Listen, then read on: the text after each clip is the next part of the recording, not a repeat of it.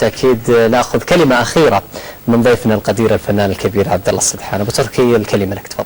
أبدا أهني وأبارك للجميع بهذا الشهر الفضيل، وأتمنى له مشاهدة ممتعة لكل برامج القناة الأولى، وأسأل الله التوفيق، ودائما أنا أكرر أني أطلب التوفيق من رب العالمين.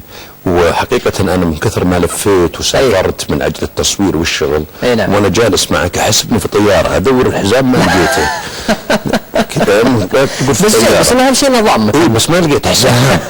فكل عام وأنتم بخير، والله يهدي علينا وعليكم جميعا باليوم والبركة. الله يحفظك أبو تركي، سعيدين بوجودك معنا، وإن شاء الله تكون ضيف خفيف على السادة المشاهدين في شهر رمضان المبارك كالمعتاد بالتأكيد. يا رب.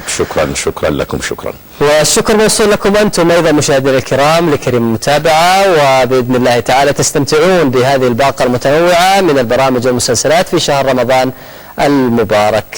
بإذن الله تعالى نسأل الله أن يتقبل من الجميع صالح الأعمال، وأن يتقبل منهم الصيام والقيام، إنه سميع مجيب الدعاء. والسلام عليكم ورحمة الله وبركاته.